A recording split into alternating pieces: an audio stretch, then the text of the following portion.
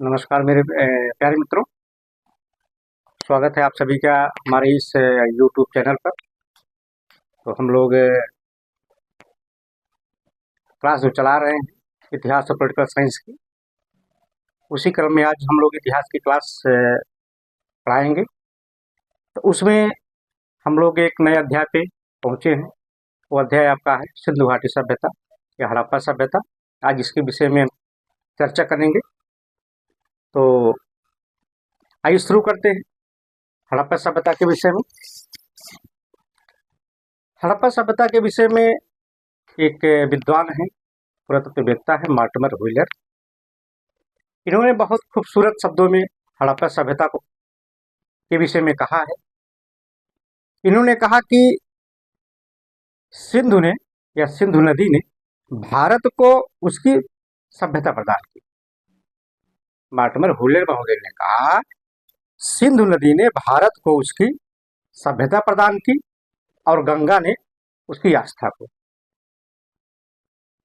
इस खूबसूरत शब्दों के माध्यम से मॉर्टिमर व्हीलर महोदय ने हमारी जो सबसे प्राचीन या विश्व की सबसे प्राचीन सभ्यता को परिभाषित किया। वास्तव में हमारी सभ्यता बहुत ही खूबसूरत, सबसे प्राचीन, जो व्यवस्थित तरीके से सजाई गई थी, बनाई गई थी। चाहे उसके मकानों की बात की जाए, सड़कों की बात की जाए, साफ सफाई की बात की जाए, जल व्यवस्था की बात की जाए, या फिर यहाँ पे जो जनसंख्या थी वह भी उस समय की समकालीन जितनी भी सभ्यताएं थी उन सभ्यताओं में सबसे ज्यादा थी। हड़प्पा सभ्यता में जो विकसित होने का इसका क्रम है ये बहुत पुराना, धीरे धीरे धीरे धीरे हुआ। ऐसा नहीं था कि एकाएक ग्रामीण सभ्यता से नगरीय सभ्यता की ओर चले आए। ये जो इसका क्रम था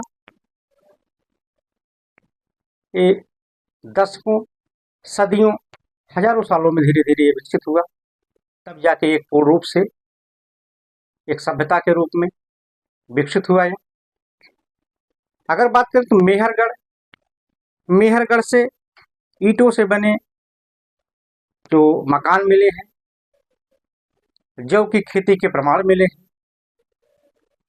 इसी तरीके से हड़प्पा, मोहनजोदड़ो, धवलावीरा, यहाँ से भी जो नगरों की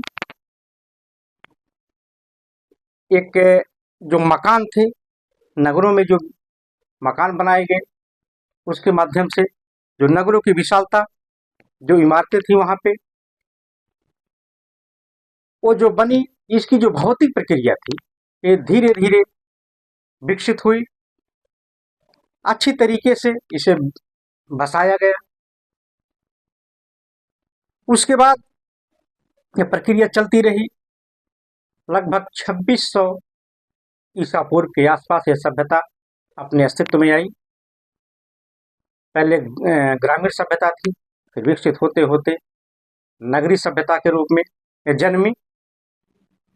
नगरीय सभ्यता की बात करें किया जाए, ये दोनों सभ्यताएं जो थी खासकर दो नदियों के किनारे बसी। एक थी आपकी सिंधु घाटी, सिंधु नदी घाटी थी। उसके बाद जो दूसरी नदी थी घग्गर या हाकरा नदी। इन दो नदियों के किनारे ये सभ्यता अधिकतर विकसित हुई। अगर सिंधु नदी की बात करें तो यह सिंधु नदी आज भी वर्तमान में प्रवाहित है, लेकिन जो घग्गर या हाकरा नदी थी यह लगभग सूख चुकी है। तो यह नदी अगर आप बात करें तो विकसित अवस्था में किन किन देशों में फैली, यह अपने पराकाष्ठा की स्थिति में जो अफगानिस्तान है वहाँ के दो क्षेत्रों से इसके अस्तित्व के प्रमाण मिले। उसके बाद पाकिस्तान में इसके साक्ष्य मिले हैं, भारत में इसके साक्ष्य मिले हैं। अगर भारत की बात करें तो भारत में जैसे पंजाब हुआ, राजस्थान हुआ, हरियाणा हुआ, उत्तर प्रदेश है, गुजरात है, इन तमाम प्रदेशों से हड़प्पा सभ्यता के प्रमाण मिले हैं, जो आज हमें गौरवान्वित करते हैं कि हमारी सभ्यता विश्व की सबसे प्राचीन सभ्यता थी। धीरे धीरे ये सभ्यता आगे जब बढ़ी तो तमाम पुरातत्ववेत्ताओं ने इसे खोजने का प्रयास किया। वहां पे जाकर के जो इसके टीले थे उसको पता लगाया, उसको खुदाई की, तब एक नवीन सभ्यता जन्मी। अगर हम बात करें, यह जो सभ्यता थी हड़प्पा सभ्यता भारत की प्रथम नगरीय सभ्यता थी, प्रथम नगरीय सभ्यता थी। गार्डन चाइल्ड महोदय इस हड़प्पा सभ्यता को प्रथम नगरीय क्रांति नाम देते हैं। गार्डन चाइल्ड महोदय इस हड़प्पा सभ्यता को प्रथम नगरीय क्रांति नाम देते हैं। उसके बाद हम बात कर लेते हैं हड़प्पा सभ्यता की खोज की। तो हड़प्पा सभ्यता की खोज की बात करें तो आइए देखते हैं। उसके पहले हम बात कर लेते हैं हड़प्पा सभ्यता के पास ऐसा क्या था, हड़प्पा सभ्यता के पास ऐसा क्या था जो उसको सबसे अलग बनाता है। तो उसमें अगर पहले बिंदु की बात करें, हम पहले बिंदु की बात करें तो हड़प्पा सभ्यता के पास एक सुनियोजित नगर थे। क्या थे? सुनियोजित नगर, मतलब जो नगर थे एक व्यवस्थित तरीके से बसाए गए थे। एक व्यवस्थित तरीके से बसाने में अगर बात करें, उसमें जो दूसरा पॉइंट देखिए, इस नगर में जो सड़कें बिछाई गई थी काफी व्यवस्थित थी, एक दूसरे को समकोण पर काटती थी, एक दूसरे को समकोण पर काटती थी। ये जो सड़कें बिछाई गई थी ये अक्सर जो दिशा की बात करें, उत्तर दक्षिण दिशा और पूर्व पश्चिम दिशा में ग्रिडनुमा विन्यास इसकी पद्धति थी। ग्रिडनुमा विन्यास, इस तरीके को अपना करके सड़कों को व्यवस्थित तरीके से बसाया गया। वहां पे साफ सफाई की बहुत अच्छी व्यवस्था की गई। उसके बाद यहाँ पे जो तीसरा बिंदु है देखिए, जो इसको सबसे अनूठा बनाता है, जल प्रबंधन की व्यवस्था। जल प्रबंधन की व्यवस्था के मामले में हड़प्पा सभ्यता की जो विज्ञान की तकनीक थी काफी विकसित थी।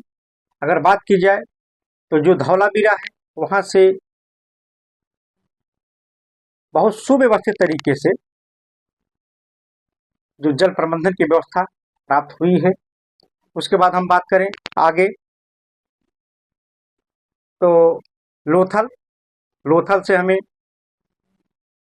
बंदरगाह का साक्ष्य मिला है। इस तरीके से अगर जल प्रबंधन की बात करें तो बहुत व्यवस्थित तरीके से हड़प्पा सभ्यता अपने आप में समेटी हुई थी। अब आइए इसकी खोज की बात कर लेते हैं। इसकी खोज कैसे हुई?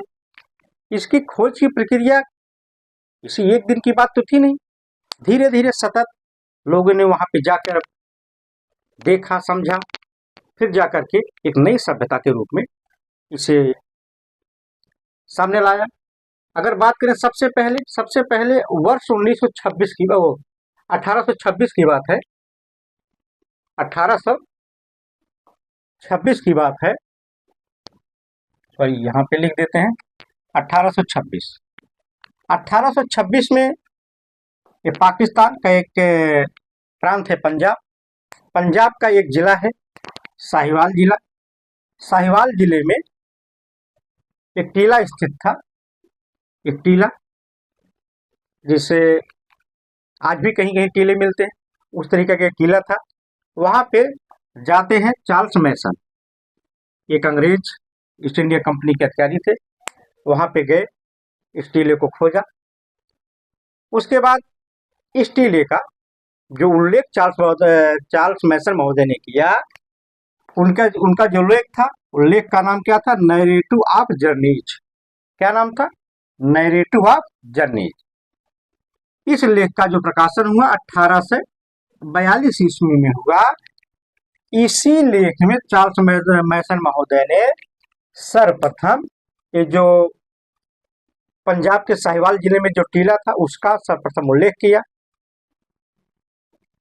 और फिर आगे चल करके जब उल्लेख हुआ, लोगों तक बात पहुंची, तो 1850 का समय आता है। 1850 के दशक में अलेक्जेंडर कनिंघम, एक पुरातत्ववेत्ता है अलेक्जेंडर कनिंघम, अलेक्जेंडर कनिंघम महोदय ने यहाँ जाकर इस टीले की यात्रा की। जब अलेक्जेंडर कनिंघम महोदय ने जो नैरेटिव ऑफ जर्नीज में इस टीले के विषय में सुना, तो 1950 के दशक में यहाँ पे जाते हैं। उसके बाद अगला देखते हैं, अगले बिंदु की चर्चा कर लेते हैं। फिर समय आता है 1856 का। 1856 में कराची से लाहौर, कहाँ से? ये देखिए, कराची से लाहौर।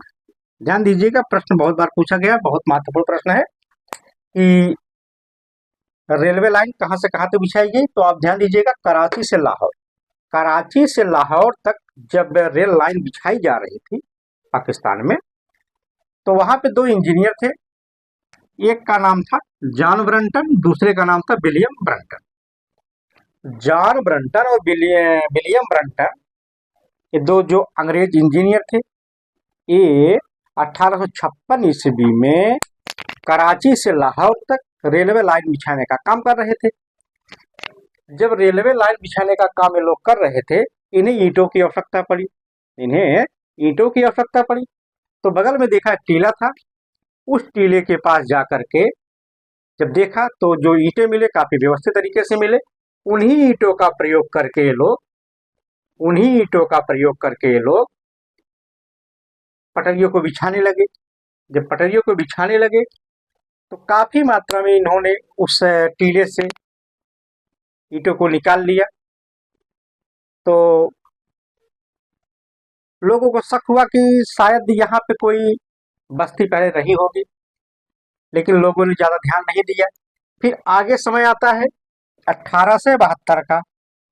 1872 में कनिंघम महोदय इस टीले का दूसरी बार भ्रमण करने गए, देखने के लिए गए। जब यहाँ पे पटरी बिछाते समय ज्यादा मात्रा में ईंटें मिलने लगी व्यवस्थित तरीके से, तो कनिंघम महोदय 1872 ईस्वी में इस टीले का फिर से भ्रमण किया। अब क्या प्राप्त किया है? यहाँ से कुछ पाषाण उपकरण प्राप्त किए, अब एक वृषभ की अंकित मुहर प्राप्त की। ये जो वृषभ की अंकित मुहर थी, ये बिना कुबड़ वाली थी। ये जो वृषभ की मूर्ति पर जो मुहर मिली है, इस मुहर पर बिना कुबड़ वाले बैल का चित्र था। तो कनिंघम महोदय इसे क्या कहा? विदेशी सील नाम दिया। इसे क्या नाम दिया? विदेशी सील। इसे क्या कहा? यह विदेशी सील है। उसके बाद बात करते हैं, इस समय कनिंघम महोदय भारतीय पुरातत्व विभाग के महानिदेशक नियुक्त हो चुके थे। उसके बाद बात करते हैं, फिर आगे धीरे धीरे समय बीतता गया। लोगों के नजर में एक सभ्यता जेहन में पैदा होने लगी कि हाँ, इस स्थान पे एक सभ्यता हो सकती है। लोगों की दिलचस्पी बढ़ी इस क्षेत्र में जाकर के देखने की, समझने की, जो पुरातत्ववेत्ता थे। उसके बाद समय आता है 1921 का। कब समय आता है? 1921। उस समय भारतीय पुरातत्व सर्वेक्षण विभाग के जो महानिदेशक बनाए गए थे, वो थे मार्शल महोदय। कौन बनाए गए थे? 1921 में भारतीय पुरातत्व सर्वेक्षण विभाग के महानिदेशक जॉन मार्शल। क्या नाम इनका? John Marshall. यह परीक्षा में पूछा जाता है कि 1921 में भारतीय पुरातत्व सर्वेक्षण विभाग के महानिदेशक कौन थे? तो आपके जॉन मार्शल है। इन्हीं के निर्देशन में दयाराम साहनी, क्या नाम इनका, दयाराम साहनी ने हड़प्पा सभ्यता की खोज की, हड़प्पा सभ्यता की खोज की। उसके बाद 1922 में राखालदास बनर्जी भी इस सभ्यता की खोज में महत्वपूर्ण भूमिका निभाते हैं। ये आपकी परीक्षा में पूछा भी जाता है कि हड़प्पा सभ्यता की खोज किसने की, तो आपका आंसर होगा दयाराम साहनी। उसके बाद 1922 में तो आपका आंसर होगा राखालदास बनर्जी। किनके निर्देशन में खोज किए, तो आपका जॉन मार्शल है। ध्यान दीजिएगा, जॉन मार्शल के निर्देशन में यह खोज की एक नवीन सभ्यता, जो काफी सुंदर सभ्यता थी, जो हमें विश्व में सबसे पुरानी सभ्यता होने का गर्व महसूस कराती है। उस सभ्यता की खोज की। और जब 1924 का समय आया, जॉन मार्शल महोदय 1924 में इस सभ्यता के नाम की घोषणा कर दी। भाई उन्होंने लेख लिखा यहाँ पर। आज के समय के अनुसार उस समय न्यूज चैनल तो थे नहीं, कोई चीज निकला और तुरंत सबके सामने आ गया। भाई वहां पर गए, खोजे, उसके बाद उन्होंने क्या किया, एक लेख लिखा। जॉन मार्शल महोदय ने एक लेख लिखा। उस लेख का जो प्रकाशन किया, कब किया, 20 सितंबर 1924। 20 सितंबर 1924 20 सितंबर 1924 को उनका जो लेख था, उस लेख का नाम है द इलिस्ट्रेटेड लंदन न्यूज। इस लेख में मार्शल महोदय ने हड़प्पा और मोहनजोदड़ो जो सभ्यता थी, उस सभ्यता का नाम उजागर किया लोगों के सामने। यह महान सभ्यता, विश्व की सबसे प्राचीन सभ्यता विकसित हुई। उसके बाद बात करते हैं आगे चल इसमें। तो मार्शल महोदय की बात करें, मार्शल महोदय स्वयं यहाँ पे पहली बार जब गए थे 1925 ईस्वी में गए। कब गए थे, 1925 ईस्वी में यहाँ पे गए थे। अगर हम बात करें इस सभ्यता की, तो हड़प्पा सभ्यता अपने जब शिखर अवस्था में था, अपने शिखर दौर में चल रहा था, तो लगभग 10 लाख वर्ग किलोमीटर इसका जो क्षेत्र था काफी विस्तृत। अगर इसके क्षेत्र की बात करें तो लगभग 10 लाख वर्ग किलोमीटर के अपने क्षेत्र में विकसित था। उसके बाद बात करें जो उसके समकालीन सभ्यताएं थी, जो कांस्यकालीन सभ्यताएं थी, जैसे मेसोपोटामिया और मिस्र की सभ्यता। इन दोनों सभ्यताओं को अगर जोड़ भी दिया जाता तो उससे भी विशाल सभ्यता थी। उसके बाद अगर हम हिंदुस्तान की बात करें केवल, तो आज का जो हिंदुस्तान है, इसका लगभग 1/3, कितना, 1/3 हिस्सा इस हड़प्पा सभ्यता के अंतर्गत आता है। अगर बात करें कुल मिला जुलाकर हड़प्पा सभ्यता की, तो विश्व की सबसे प्राचीन सभ्यता, सबसे विशाल सभ्यता, यहाँ की जनसंख्या भी काफी ज्यादा थी। यहाँ पे जो सड़कें बनाई गई, मकान बनाए गए, जल व्यवस्था की गई, वह काफी खूबसूरत थी। इन्हीं तमाम कारणों के कारण, रीजन के कारण हम लोग के सामने एक विशाल सभ्यता जन्मी। तो हम लोग यहाँ तक आज चर्चा कर लिए हैं। कल हम लोग चर्चा करेंगे हड़प्पा सभ्यता का जो नामकरण है, जो तमाम प्रकार के नाम इसमें दिए गए विद्वानों के द्वारा, उसकी चर्चा हम अगली क्लास में करते हैं। तो धन्यवाद, मिलते हैं अगली क्लास में।